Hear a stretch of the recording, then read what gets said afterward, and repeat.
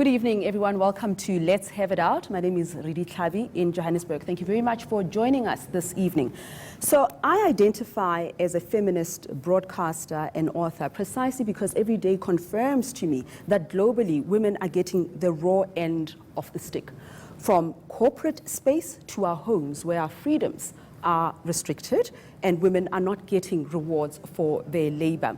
Let's talk about the corporate space where women earn less than 27% of their male counterparts, and of course access to education. UNESCO estimates that about 130 million girls between the ages of 6 and 17 are out of school, and 15 million girls of primary school age in sub-Saharan Africa will actually never enter the classroom.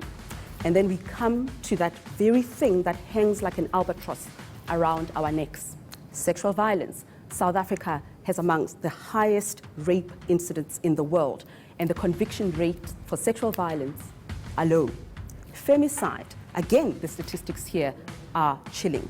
Tomorrow is the total shutdown, an intersectional march of women from across the spectrum. They're taking to the streets of South Africa, every single city, every single province in South Africa. They are demanding a just world, safer space, safer public spaces for women. But have we not been here before? Have we not marched before? Have we not signed petitions before? What will it take to create a just and safe world for women? Well, my guest this evening is gender researcher Lisa Vetten from Wits University. It's always so great to see you, Lisa. Thank you for joining us. Thanks, Redi. So I'm going to start right there. We've been here before. We've done it before.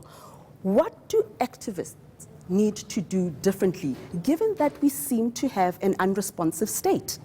You know, I think we often get very impatient for change. And so because we are impatient to see something different, we don't necessarily sit down, look critically and analyze at what exactly went wrong. So yes, we are where we've been many, many times before, but I don't think we're necessarily sitting down and learning the lessons from that, and in particular asking ourselves, what is the nature of the state that we're dealing with right now? The state we started with 24 odd years ago when democracy began is not what we have now. What happened to the state under Jacob Zuma, I still think we're trying to figure that out. Do you think it was only under Jacob Zuma, or have we always had that? I've had the sense, a state is a very dynamic thing. It changes and moves constantly. And I don't think we've quite got our heads around how do we work with it. Because on the one hand, yes, there are questions of political will, but you also have to look at its actual institutional capacity. What is it capable of doing? Then you need to look at the actual governance style. So we have something that is practiced probably in most governments around the world called public development management. I think it's part of the problem. And, you know, we can get to why that is a bit later. Then you also have questions of what's the kind of context in which governments are working. Ours right now is in a severely cash-strapped state. That means cash-strapped, or is money being wasted? Because I just don't buy exactly. that. It's austerity, money's being wasted, it's being spent on the wrong things. Exactly. It's disappeared into who knows where and we haven't gotten it back. Whatever the causes of it, it means that what we need to do, we can't do in the way we would like to do because that money isn't necessarily always there. It's going to the wrong things. So in a sense, I think it's trying to put all these different pieces together to try and understand what is it that we need to do differently. Because we can't keep criticizing the police. I've done that for more than 20 years, and I am still criticizing the police. So I think in a sense it's a way of trying to step back and think, how do we come at this differently? We're making the same demands using the same tools in some ways. We need to step out of this. Is there a way of making the state more responsive? Because, you know, as a writer and a broadcaster in this space, I get very overwhelmed. I wonder whether they actually get what it means to be a woman or child here in South Africa. See, I think the problem is that there's some people who really do get it and are themselves victims of it and would like to do something different. Okay. But they work in environments where the head of the department may themselves be abusive, which is then very difficult. How do you shift change? I think you also work in a situation where government is very competitive. So departments compete with each other. Oh, no, really? Oh, yes. For funding, for the ideas, and also, I'm sorry to say, for the glory. So one of our key problems is that you have ministers and DGs, for example, who come in, they want to make their mark. How do you make your mark? It's certainly not by implementing your predecessors' plans. So you come up with something brand new that will show everyone how wonderful you are. We always seem to be starting Correct. somewhere. So- Or some launch or something like that. Exactly. So it means that a lot of this change takes a long time. We never ever give it a chance to take effect because somebody else has arrived and has got a brand new bright idea and wants to implement it right now and wants all the glory. So you have a lot of projects being ripped up at the roots and new things start all over again. You talk to people in government and they talk about that intense frustration as to how there's not enough of them. They're always having to do something new. And in fact, that most of their work ends up being politician management and watching what bright idea a politician's going to come up and stand up in front of the general public and say we're doing without planning and without budget. But they've somehow got to make this happen. But is there a way of civil society and activists, academic, taking back the power?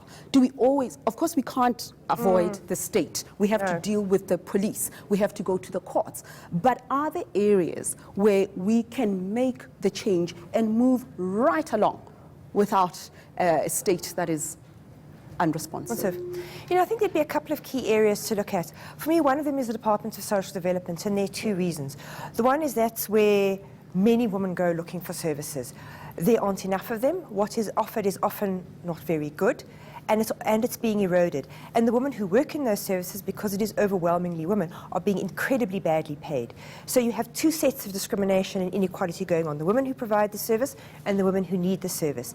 That is a decision in terms of how the Department of Social Development structures and spends its money. If I was Cyril Ramaphosa, I would sit down and take that department seriously. Stop putting people in charge of it who are frankly just honest, like Author Redi Tlhabi, and you don't have a background in it, like Susan Shabangu. In fact, you answered my next question, because I wanted to ask, do we need a Ministry of Women? Because my experience is that they are inaccessible, they are very stubborn, they're not open to reading the latest research, the latest literature. They don't see academics and NGOs as allies in this fight, but rather as adversaries. And you wonder, in which planet do you come from that you can be a Minister of Women in South Africa and not have empathy and not have the desire to connect with women and children at the grassroots level? Do we need this ministry? Not in its current form. And I mean, again, if you go back to talking about ripping up and starting again and never letting things last for long enough, you had the Office of the Stateswoman, which was a failure. In 2009, you had the Department of Women, Children, People with Disabilities. That changed its mandate 3 times. I don't think it still decided what it was going to do. Then that was closed down, and in came the Department of Women. So they don't have a clear mandate, they don't have clear authority, they don't actually know what they're doing. And they hate activists? Yes, and they change their policy constantly. No, you will be making no difference that way, and you'll just be wasting money employing people who don't really know what they're doing at an inflated rate. Let's talk about the legislation that we have. It's progressive. Never mind that it took 8 years to pass through Parliament. That's a debate for another day. There's no problem with the law, I imagine. What do we do to get beyond, these blockages? We've got the law, but we're battling with an outcomes-based implementation. Why is that, and what can we do? There are a couple of things. The one is something like, let's take the Domestic Violence Act. That put in place very clear duties on the police to enforce. I think Parliament at some stage did a very good job in doing that. They've sat back. I also think that to some extent activists don't engage sufficiently with Parliament in order to force oversight. Plus, I think there's not enough pressure being placed on things like the police and their performance indicators. So I'll use concrete examples. With the police, their performance gets measured on how many crimes do you reduce. In things like rape and domestic violence, that's the wrong target. You actually want women to come and report because underreporting is so low. What you see happening and what police officers will tell you is that there's enormous pressure not to accept those crimes, or is you get a rape case, but if there was a robbery with it, you don't record the rape, you record the robbery. So look, we've brought down the rape. So I think we've also got so it's a lesson, I think, to activists to be very careful about what you wish for. Because if you say to the police, bring down rape, if they don't have the tools, that's what so they're going to doctor the numbers, cook the numbers, basically. Correct. And you're seeing this with conviction rates in rape as well. When we come back, I want to talk about who is responsible for the abuse of women the world over. Even in the NGO space, the United Nations is grappling with this. We'll talk about this in just a moment. Stay with us.